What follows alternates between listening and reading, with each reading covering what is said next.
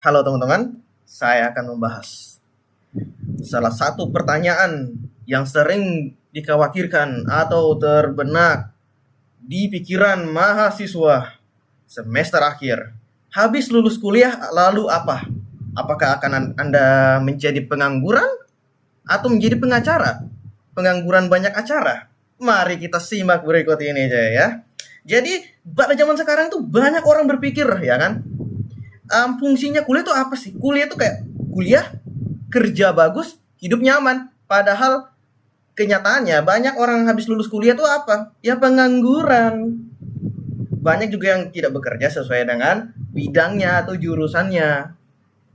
Nah, sebenarnya tujuan atau fungsi kuliah itu ya em, dapat mengubah pola pikir Anda menjadi pria yang dapat memecahkan suatu masalah dalam keadaan tertekan sekalipun. Nah, beberapa hal yang menarik dari kuliah itu sebenarnya apa? Oke, sebelum lanjut, saya kenalkan dulu. Ya, nama saya Romorus Kalius Riko dengan NIM ya ini ya elektronika D4. Ya, maafkan aku pakai foto yang agak sedikit ya lesu mukanya gini ya, enggak apa-apa. Namanya juga mahasiswa. Oke, kita lanjut. Nah, ini dia experience, pengalaman. Anda dapat mendapatkan berbagai macam pengalaman di kuliah, mulai dari ketemu dengan relasi atau hubungan dengan beberapa orang yang dapat membantu perkembangan hidup Anda. Ya kan? Di sini saya bertemu dengan beberapa teman-teman saya yang seangkatan, senior, bahkan junior.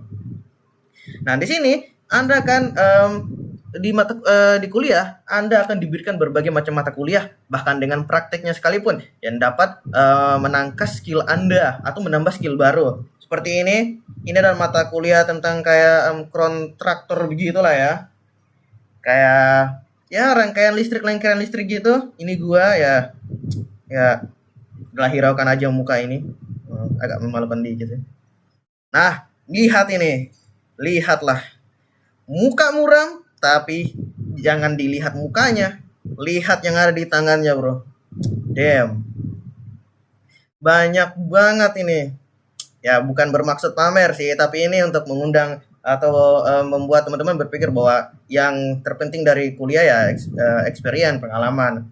Anda dapat mendapatkan berbagai macam sertifikat. Di sini ini sertifikat yang saya dapat ini mengenai perbaikan barang atau menjadi teknisi di bidang handphone dan komputer. Nah, jadi di sini kalian bisa mendapatkan banyak hal pengalaman yang terpenting guys ya. Jadi yang kuliah itu bukan masalah kalau bisa kuliah pastinya dapat kerja bagus. Nah, itu salah teman-teman.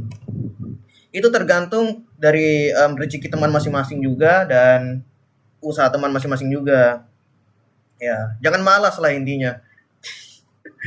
Nah, di sini kalian harus tahu yang namanya SWOT, SWOT.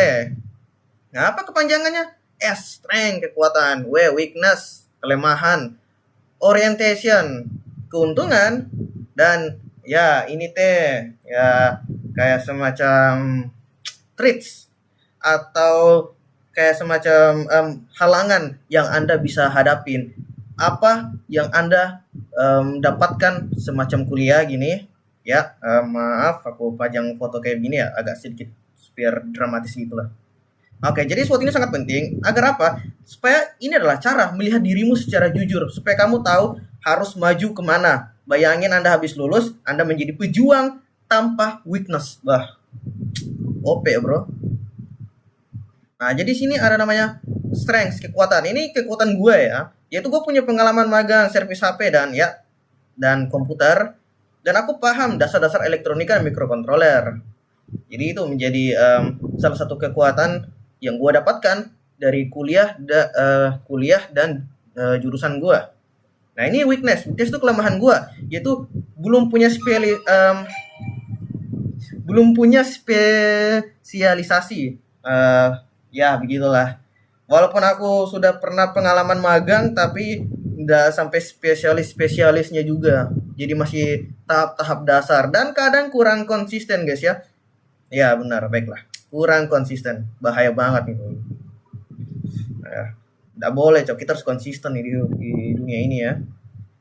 Dan opportunities yang gua milikin adalah gue bisa membuka jasa service dan gue bisa membuat produk IoT di mana teman-teman bisa membuka jasa ke gua dan lain-lain. Jadi itu adalah suatu keuntungan yang gua dapatkan dari jurusan gua yang bisa gua manfaatkan. Nah, sedikit kelemahannya itu ya banyak kompetitor dan juga teknologi itu cepat berubah. Nah, banyak kompetitor tuh ngaruhnya di produk IoT. Jadi banyak orang di luar sana yang bisa membuat produk IoT juga. Dan teknologi cepat berubah. Itu ngaruh di bagian buka jasa servis. Jadi kita kalau mau membuka servis HP atau lain-lain kan butuh skematik teman-teman. Dan setiap HP itu setiap jenisnya itu punya skematik yang berbeda-beda. Jadi ada keluaran baru, skematik yang baru, dan harus mempelajari cara menservis yang baru juga. Jadi ya gitulah teman-teman. Oke, terima kasih teman-teman. Hanya itulah yang dapat saya sampaikan ke teman-teman.